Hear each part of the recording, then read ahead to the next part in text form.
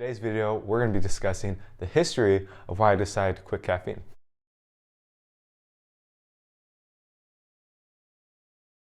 Yo, what's good?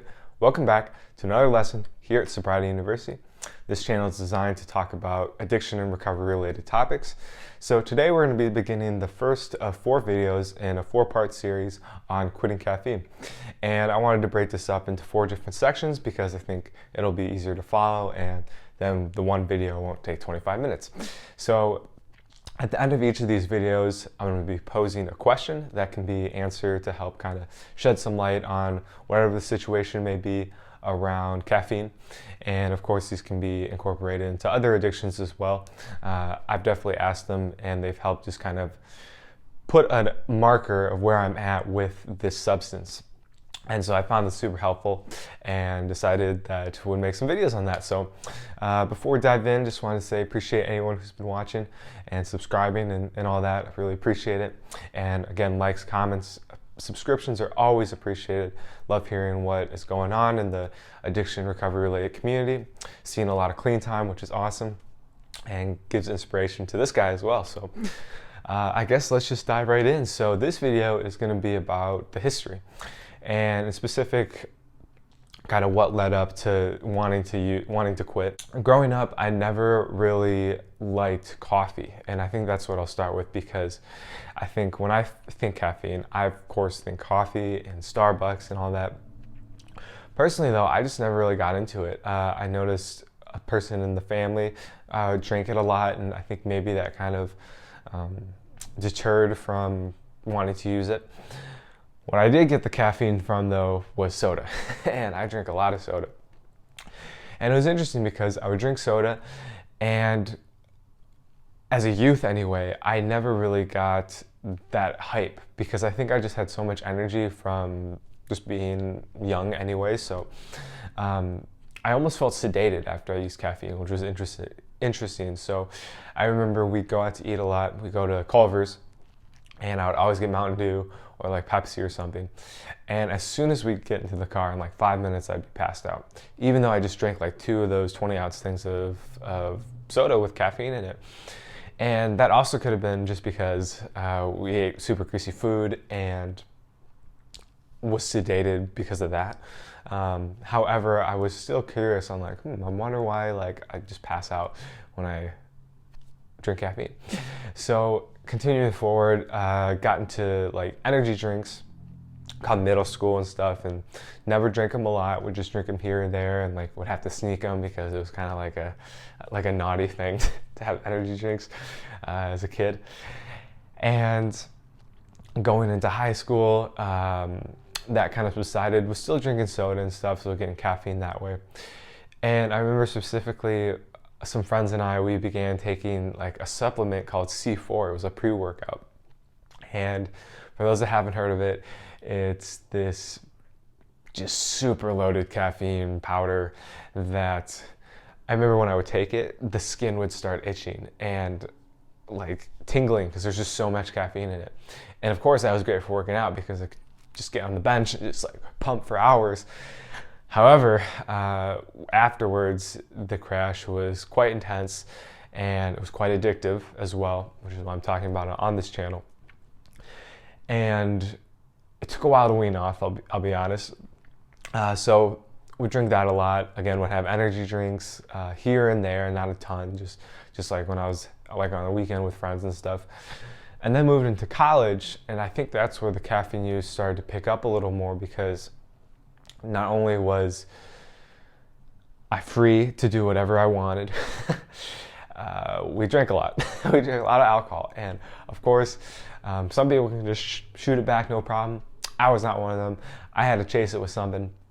And of course, that's what I would chase it with, was with soda. And not only that, I was drinking the C4 before workouts.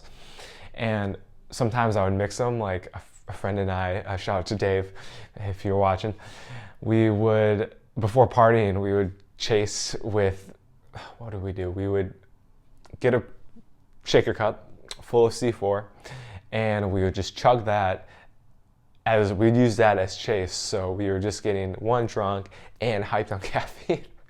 And I'm pretty sure we had a great night when we did that. So okay. It was all for nothing.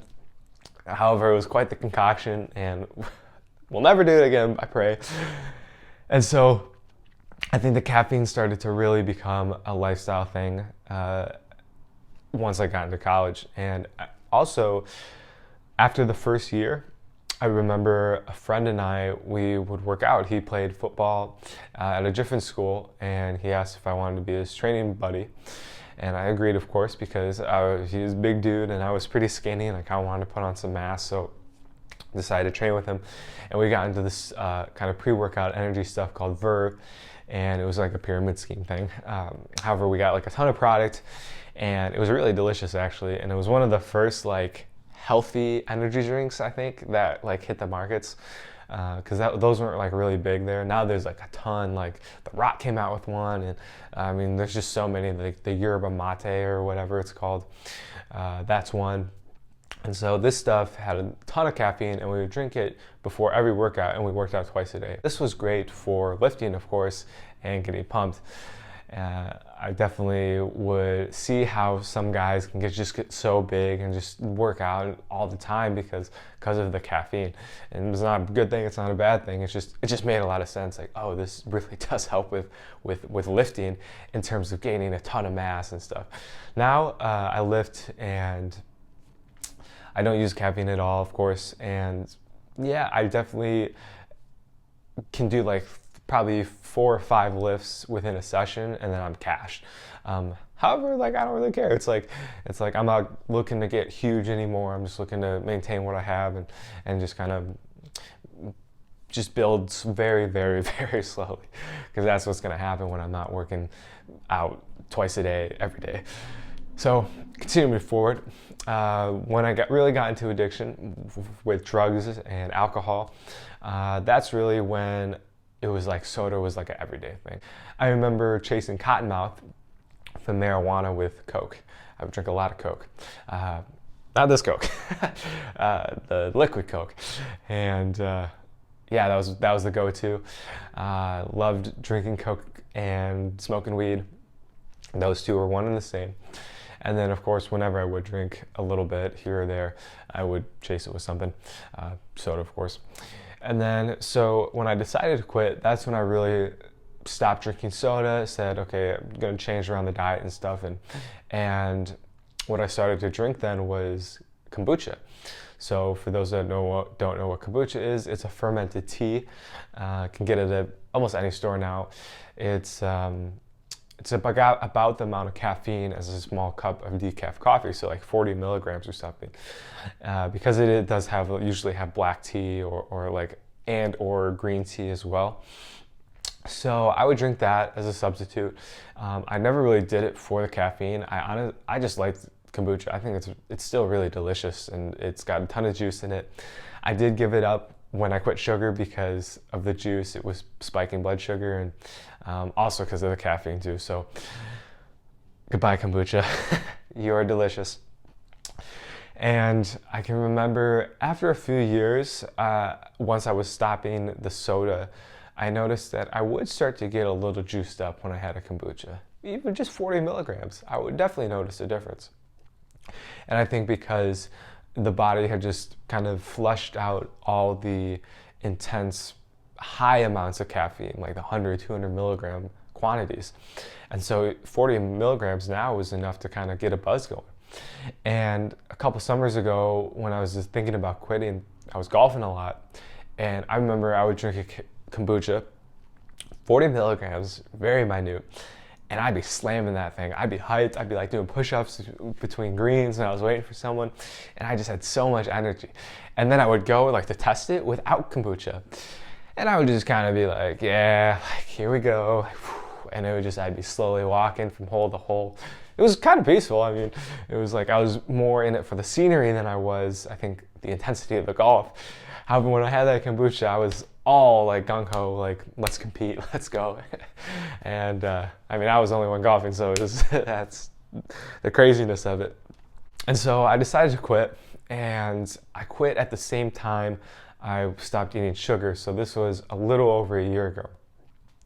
And I quit the kombucha, And I was pretty proud. I was like, hey, I'm off this. Like, I got 2 out of the way, got the sugar and the caffeine.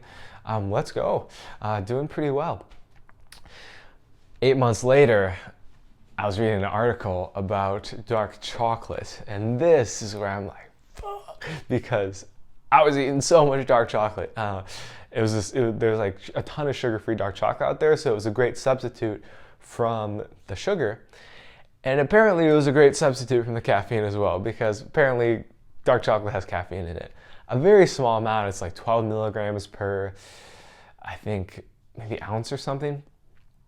However, when you eat 30 ounces, it's like, okay, that's a lot of caffeine, and man, that's what I was doing. And not only that, I was eating a lot of dark chocolate brownies right before bed, because it was like, hey, it's like dinner's over, gotta have dessert, you know, like gotta keep the dream of eating sugar alive. So of course I'm gonna have some keto brownies after dinner.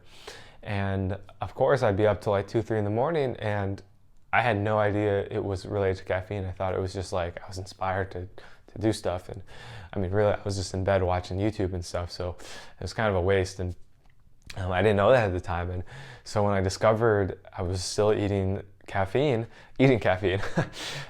ironically, not drinking it, I was like, oh man, it was like one of those moments. I was like, damn. So I began the journey of quitting dark chocolate.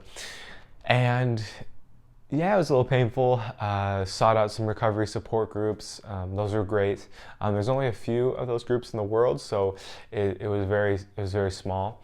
And then found a friend that was also had quit caffeine a while ago, and so he helped as well, kind of give inspiration and stuff. And so yeah, there's a bit of a withdrawal process for sure, and that is going to be a topic I talk about in one of the other lessons coming up. So definitely want to stay tuned for that one.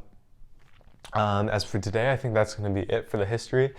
Been about almost 6 months without caffeine, so did get it done. It can be done, and just want to thank anyone who's watched this, and well wishes to anyone who's going through recovery from this addiction as well. It's tough, it's tricky, it's socially acceptable, which adds another layer on top, and just wish you the best, and feel free to comment down below what your experience has been with caffeine. Would love to hear.